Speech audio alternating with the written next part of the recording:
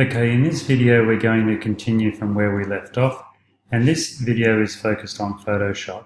So the first thing to do is to export this file and get it into Photoshop. So what we need to do is right click on the preview thumbnail down here, regardless of whether you're in Develop or Library, doesn't matter. And we're going to go to Export, and we're going to go to Export. Now, I'll just quickly say that once we export this, if you then have another image that you want to export, you can export with previous and it will remember the settings that you exported the previous time. So that's a good time saver. For now, we're going to export and we're going to set this up for the first time. So I need to start off with exporting to a specific folder, and I'm going to choose that folder. So the folder that I want to export to will be the state, location, image production, and inside image production there is a post-process folder. So that's where we want to export to. You can see I've already exported images, and we're going to choose that folder. And what we're doing here is we're exporting a JPEG file. So essentially, I've found in the past using computers that don't quite have the processing power, that exporting RAW files and working with RAW files later on can be problematic for computers with low RAM, etc. And there really is no need. We've done the RAW adjustments in terms of exposure, etc. So now we can just work with Photoshop as a JPEG file. So file naming, we just want to leave it the way that it is. So nothing required there. In file settings, it should be a JPEG, quality at 100. The color space should be sRGB. Image sizing, we don't want to do any of that. We don't want to sharpen. We don't want any, we want all metadata. We want to untick anything here. Watermarking, we don't want to watermark. Post-process, we want to, after export, open in Photoshop, whichever Photoshop version you've got. So we want to have that selected. So when we click export, it's going to put a JPEG file into that post-process folder. And very briefly, it's now going to open it automatically in Photoshop. So we've got the JPEG saved in the post-process folder, and we've got it ready to go. Now I'm going to use the actions. There is another video on actions specifically, so I won't run through that again. Refer to the other video to have this set up in your computer.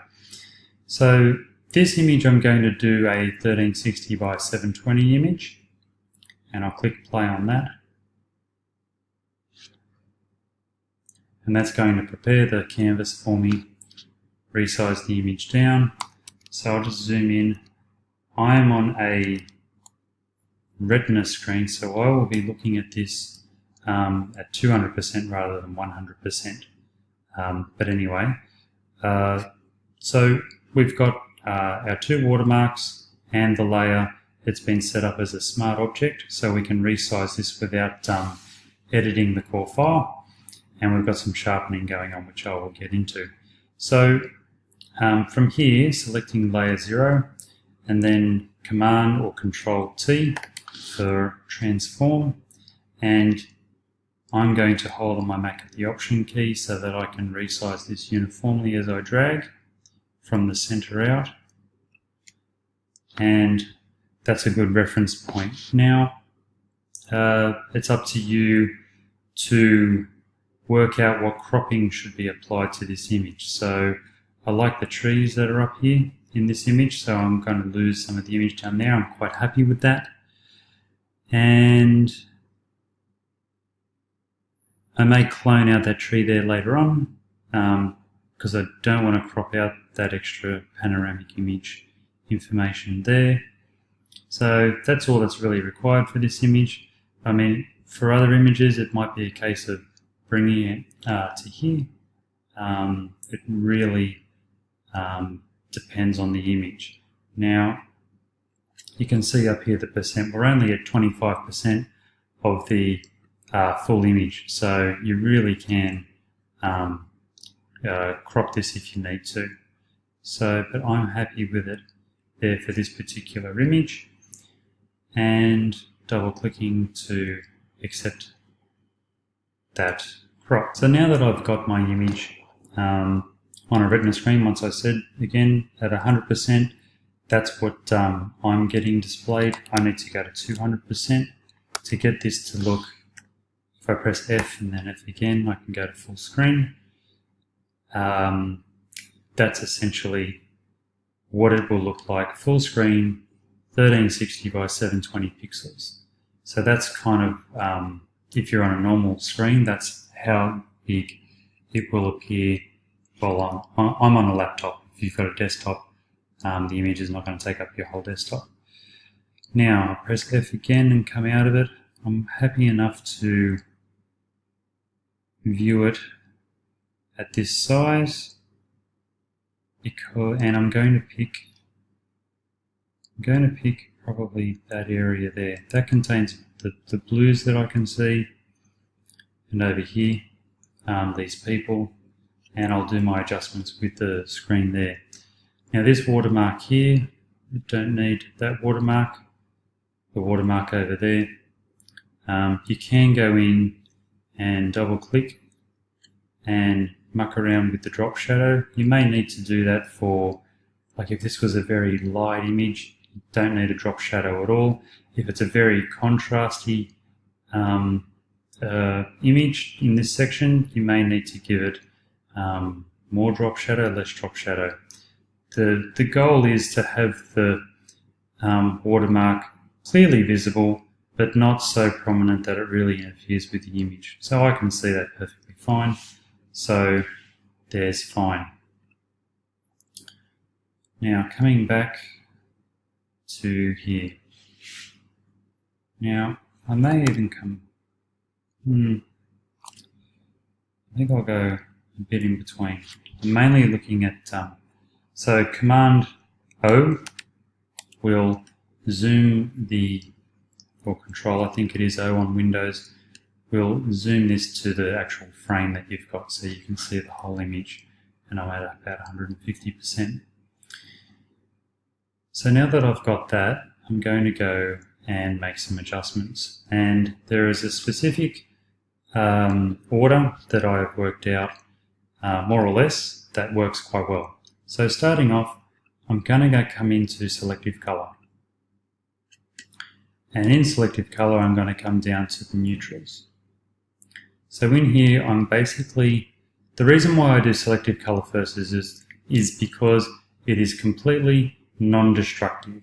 All it is doing is manipulating colors, so it's a very good tool to edit the photo to start off with and do a lot of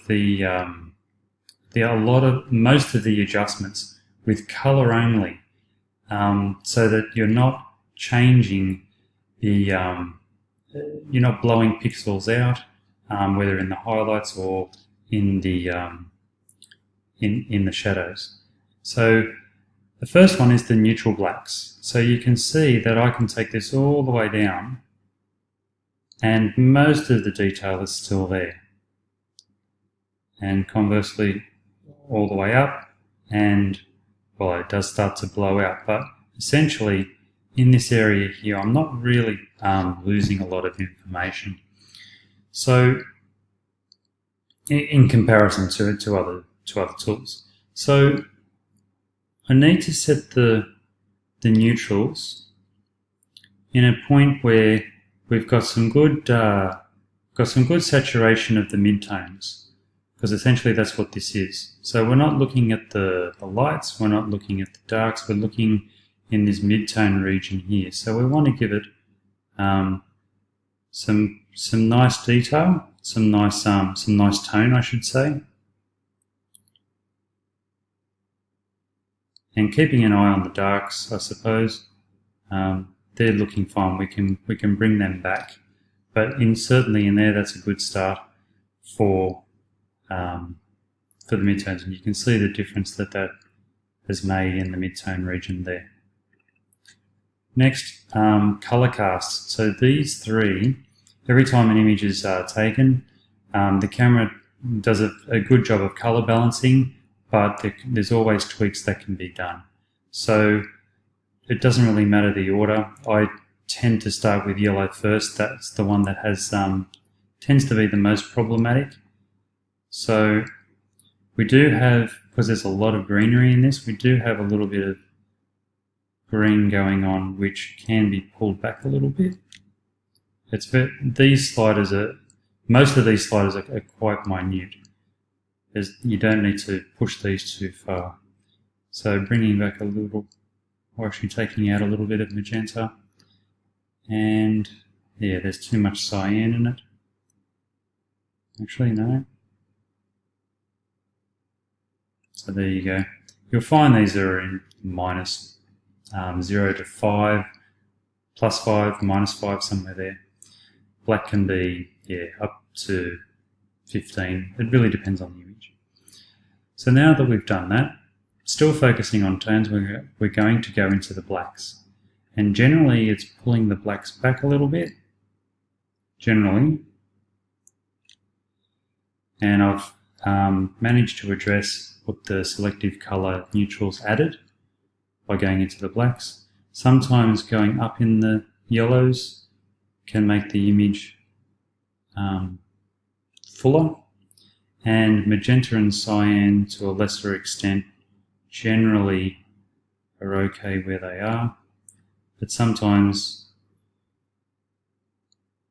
so there we go. Okay, so I'm happy with that. Moving into the whites now, starting off with the white blacks. So this is doing the highlight region, and we're basically going for a final setting here. Wasn't really much in it this time. Sometimes it's huge. And once again, color casts in the sky region, so there's a bit of too much yellow in it. A little bit too much magenta. And could do with a little bit of cyan. So that's the tones taken care of with selective color, and we can see that we've got a lot more in the midtones now, and we've got a little bit more in the people as well. So they were a little bit undersaturated, now they've got a bit more saturation. So where do we go from here? Next place that I generally go from here is the exposure. So coming up into this area here, we've got 4 ways to adjust exposure. The only one that I don't use is levels, and the first one that we use is exposure. So going through this is simply a matter of doing the gamma correction first, and I'm pulling it back a little bit.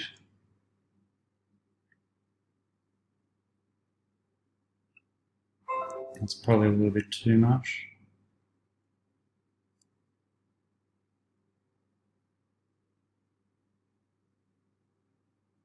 This is a really fine adjustment, this one, so I'm going to click on it and then use my arrows.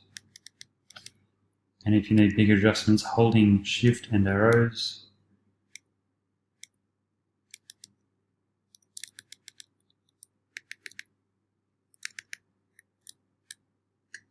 About there. And the exposure basically does the highlights. So you can see that that's very quickly blowing out, so we've got to be very careful with this one. This is the one though where you really get the brightness down here. So you want to push this one as hard as you can without blowing out the sky. You've got to remember that we're working with backlit displays, so the brighter the image without blowing out the highlights, the more vibrant the colours are going to be.